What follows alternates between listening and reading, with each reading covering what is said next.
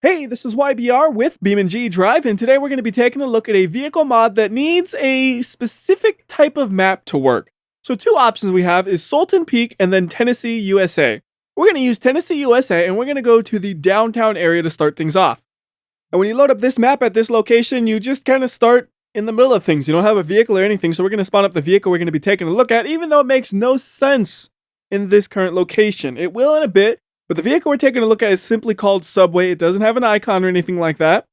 But that's okay that it doesn't have an icon because you can see what it looks like right here, right now. It's a big old subway car. And it even has little people inside of it. The people aren't super high resolution or anything like that.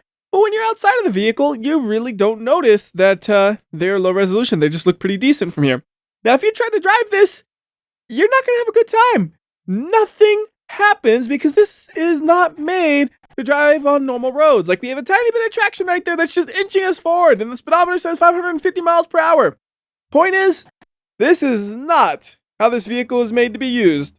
To use it properly, what we're going to want to do is go to the train track over here. So there's a train track, and we're going to just teleport it near the train track. Then we're going to hit F11 to go into the map editor and actually line it up. Once you're in the map editor, you're going to hit R to reset the vehicle, then J to freeze physics. Now, to line this up, you're going to use the tools right here. We have two tools we're really going to use. We have the rotate and the move tool. So first, we're going to try to line up the rotation of the vehicle with the tracks. So to do that, we just grab on the circle and rotate it like so. Then, to line up the vehicle's positioning, we're going to use the move tool and just drag it along. Now, I'm going to go ahead and finish aligning this thing off camera because it's a little bit finicky to get it right because you have to be really precise with the placement for it to work properly. That's a lot of words to start with P. So like right there, the front looks decent, but I'm assuming the back's not going to be quite lined up, and getting it those last few inches is actually the hardest part. So I'll be back once this is all set up. Okay, I actually have the tram on the tracks, and I say actually because there were a few outtakes right here where I'm like, okay, it's on the tracks, and then it would tip over about 5 feet later. And then I was like, okay, it's on the tracks, and then it tipped over 10 feet later. So then I learned, okay, let's make sure it's on the tracks, then we'll start recording the video, and that's exactly what I did, because there was like a few more times where it would tip over like 20 feet, 30 feet. Then it finally got stable like you're seeing right here, and we can just go as fast as this thing will take us, which is going to be about 40 miles per hour, and it's probably going to tip over right here, because that looks like a tight corner. Yep. That does look hilarious, though, just watching it fly through the air and bounce all over the place.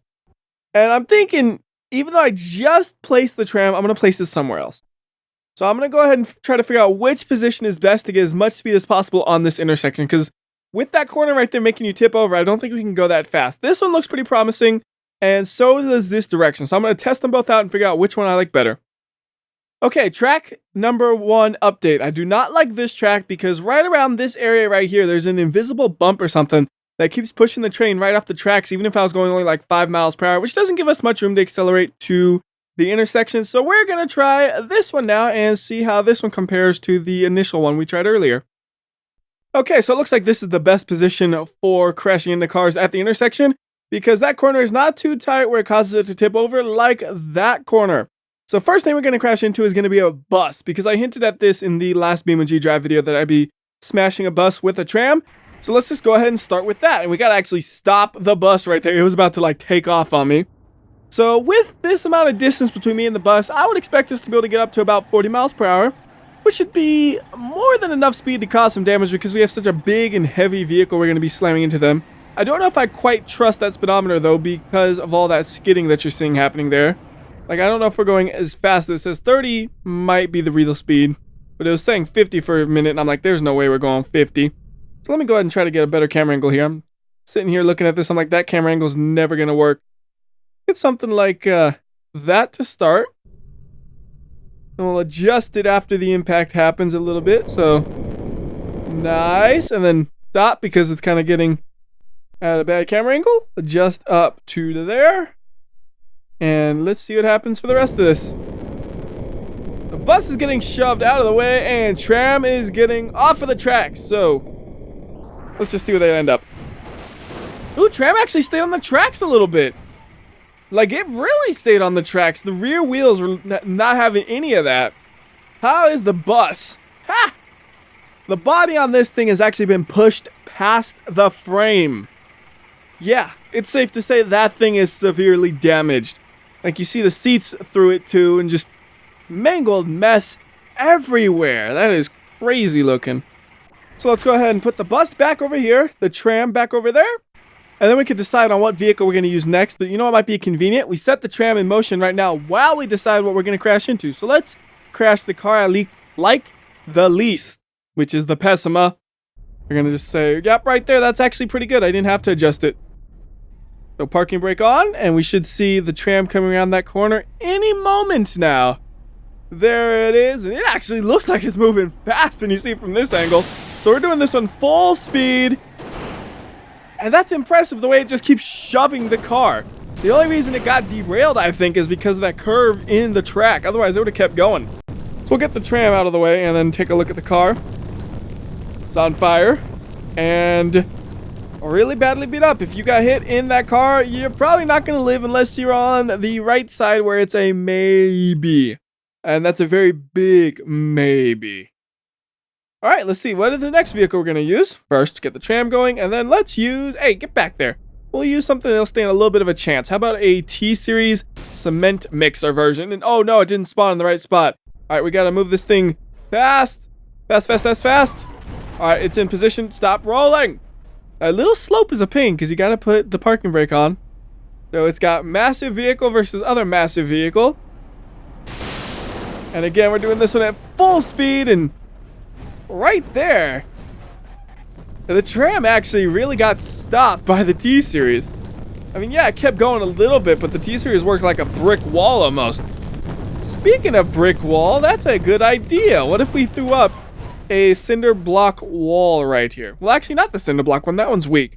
We'll use the concrete retaining wall, which is bigger and stronger and pointed in the wrong orientation. So to fix that, we're going to use the map editor, and I'll be right back. There we go. Cinder block wall is in place. It's a little bit lopsided, but it should be good enough for this test. Now, compared to the T-Series, I actually expect this to stop the tram a little bit more, because every time I try to crash into this thing, it really stops my vehicle. I crash on a T-Series, at least it seems like it moves a little bit. Now this one, we're going to have pieces flying everywhere, so I'm going to go ahead and put 16 times slow-mo on so we can watch them fly. At least I expect them to fly. I don't know, for all I know, they could just really stop it and not fly much at all. Wow. Wow. It really stopped it. And you just see the tram jiggling, the bricks are flying. But that was like an instant stop by the tram right there. All momentum is gone.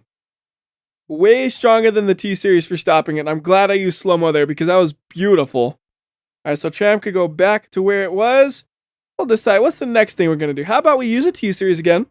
But this time we're going to get the T-Series coming from the opposite direction, and we're going to slam into the tram head on. So I'm going to go ahead and take a second to position my T-Series, which is stuck in the ground. So instead of backing it up, I'll just teleport it over to about there. We're going to have lots of area to get up to speed if it doesn't immediately tip over. Wow. Map editor it is then. All right, vehicle is set up. I have no idea how well this will work, though, because it seems to want to bounce a lot. So get it moving. Same for the tram. And the second I look away, you decide to go off the track. Really? Like I was gone for like a quarter of a second and you end up off the track in that time period, huh? Stay on the track, you fool. So we got a little bit of speed here. I'm going to try to just grab the inside there because I'm afraid of tipping over. And we're actually going to hit right where I want to. We'll get a lot of slow-mo on this one while I line up the camera. We'll just set it somewhere simple, like right there. And we'll speed it up to about 16 times slow-mo and see what happens. So T-Series versus tram. Ooh! It stops it, but the T-Series is what gets destroyed. The tram doesn't really care. It doesn't really care what you are. It's going to crash through you. Unless you're a cinder block wall, in which case you'll at least stop it. But even that didn't damage it. I wonder what it would take to actually damage that thing. I don't even know if you could really damage it. Also, if you're wondering, there are no alternative parts for this thing. One thing that's funny, though, is it says it's using Folk ZT55 tires. I did not know that Folk made tires for trains, but, well, apparently they do, because that's what those are. Okay, so apparently the game just crashed right there. I have no idea if it was actually related to the fact that I pulled up the parts menu for the tram, So just be warned, if you do that, it may crash the game, and you really have no reason to pull that up because there's no parts in there. What do you want, a wheelless tram? What would you do with that? There's nothing you could do with that. Anyways, I'll be right back once I get everything set up similar to how it was set up before. Okay, so everything is set up once again. We got 3 cars this time that we're going to be ramming through, and the tram is already on the way. Although it doesn't sound like it's exactly working right. There's a lot of skidding noise going on. Did not do that in the test earlier, but looks like it's okay. So let's try the camera angle setup right quick because that thing's about to make impact real soon. If something like that could work, we'll do 16 times slow-mo for the best visuals here. 1 crash, 2 crash, 3, and it's still pushing. I like that it still is pushing through 3 cars. And with a lot of speed. Like, once I put that thing to full speed, you realize just how hard it was still pushing. Finally came to a stop. Let's go ahead and figure out which one of these is the tram. That one right there. We'll move it back over to there. And that is a beautiful stack of cars I've made right there. All stuck together. I will reset all those cars. And this time, I want to do it a little bit more dramatically. How do you make it more dramatic? Well, you just make the cars go vertical. Okay, and then we gotta try to stack the next car, and then we'll be done. Which is probably gonna be really difficult. It's probably not gonna work, but let's see what happens here. Come on, don't follow me. All you gotta do is hold until the tram gets there. Oh my goodness, it's not gonna make it, is it? Come on, tram, you cannot go fast enough here. Max speed ahead, and it seems like it's going slower than last time, doesn't it? Whatever, just make it somehow. How's the stack looking? Oh, it's leaning more and more. Alright, tram's gonna make it though. Alright. Get this camera lined up so we can see what's going on, because that would be an awful camera to watch the cars flying with.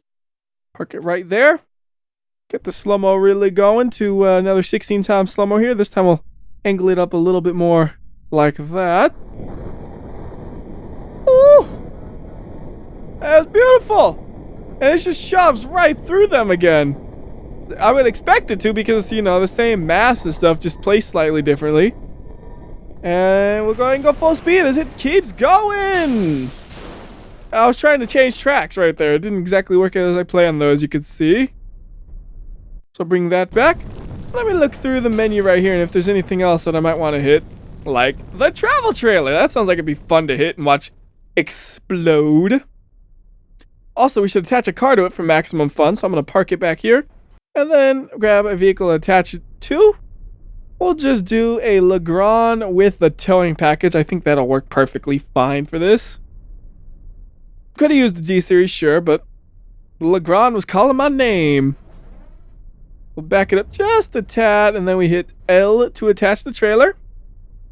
Good. Now we're going to try to park this where it hits mostly the trailer, if not entirely. I don't really care about it hitting the car since I've already seen it hit the car multiple times, but I will kind of be interested to see the car get flung about when it gets hit, I would think. We'll go ahead and get the tram moving, and this car's not going anywhere, so why don't we just lop it on top of the trailer? There we go, we'll get a fresh one even. Just for extra fun. Well, you know what? I don't know. And what the heck, we'll leave it. It looks so dumb, I have to leave it. I'm just worried it might make it where the pieces of the trailer don't fly as much as they possibly can. So let's see here. 1 hit. Oh, that's a pretty good hit. We got pieces flying, no problem. And actually, I love the way the car is flying off too. And the Legrand is getting pulled. Oh, that is a beautiful disaster. Speed that up to 8 times. Anything interesting happening? Nope, we'll go full speed. Most of the trailer just kind of stayed globbed together. And again, it keeps going straight through the vehicles like they're nothing. And as far as I could tell, no damage to it. So let's try crashing it into something that's not a vehicle at all. We're going to crash it into the large spinner and see who wins. I think the tram will somehow win, but we're going to find out for certain once this is lined up. I want to line it up where it's going to hit just the edge of the spinner. First, though, I got to remove the wall because, well, how's it going to get to the spinner if the wall's in the way? And we'll move the spinner back a few feet to about there. Perfect. And we just get to spinning. We'll let it get up to speed. Well, actually, we don't need to let it get up to speed because it takes the tram a while to get there. So tram, start moving. Spinner, how you doing? It's up to speed. And it's in the opposite direction of the tram, right? I wasn't paying attention when I started it. Yes. Because that wouldn't work if they were like spinning in the same direction the tram was heading. Because they would just like, it wouldn't work. You know what I mean? This, it'll work. It'll have a direct impact between the two and we'll see what happens. We're going to do only a little bit of slow-mo on this because I don't expect there to be much to actually look at. So only 8 times slow-mo. Ooh! The tram got beat! That's what it takes to defeat the tram, and the tram goes flying. Like, it's not just I beat the tram, it's I chucked the tram 20 feet into the air away from the location it came from, or was going to. That was beautiful, but it looks like there's not really that much damage, just kind of jiggling about and holding up really, really well. So you know what I'm curious about is, can we damage this if we go to the extremes? How extreme? Well, let's go ahead and head to Leap of Death. And we're going to just drop this thing off the cliff because as far as I know, we're not going to be able to actually drive it to the edge. We'll give it a quick attempt and well, I guess it is able to drive a little bit on this dirt, just enough to kind of get enough momentum to start falling. All right. By the way, if you saw that bulge on the bottom before and you thought that was from damage, it's not. It's actually the design of the tram. So we'll let this thing go full speed down the hill, see if anything happens to it. And so far, nothing.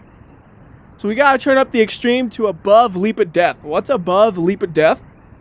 Leap of Death with gravity changes. Yeah, that's really the only thing I can think of that's actually above this because it's actually kind of just gliding gracefully down, it seems like. So we're going to go ahead and open up the menu over here. We're going to go to environment. We're going to drop it like 200 times gravity. And I don't even need to do anything. It's just going to let gravity take control. And that's regular speed and it glitched. So a little bit less gravity here. We'll try it at 129. Still a lot of gravity. Hopefully not so much that it glitches though on impact. Alright, it's not glitching on impact. But is anything actually happening to it? A little bit. There is a little bit of deformation on it. But the amount of force it took is absurd. I mean, you saw how far it flew when it got nailed by the spinner. And then it just kept going without any damage. That is crazy how much force it actually experienced right there. And I think that glitch was because of the water, not because of the impact, because I had this hit the water earlier in testing and it just froze the game just like that. Well, not froze, but, you know, temporarily disabled everything because something didn't work right. So I'm going to let you guys have one final watch of this thing going down the hill with a little bit of slow-mo every now and then, and that'll be it. So until next time, this is actually kind of funny to watch. See, I like this where we pop out into Leap of Death when it's actually something interesting because it's like watching the way this reacts. Before I was just doing it just because I've always done it and it was so boring. This is actually interesting. And I totally cut off my train of thought because like I was so intrigued by the way this thing was bouncing. So anyways, until next time then, WhyBeAre, I'll see ya. Wow, look how beat up the wheels got. A little bit more speed. I know I said I'll see you and I'm still talking. It's because it's taking a while. Oh, there you could really see some damage. Well, not with the camera doing that. There's some damage to the tram. Not unbreakable. I mean, it's as good as unbreakable, but it's technically breakable. All right, I'll see you then.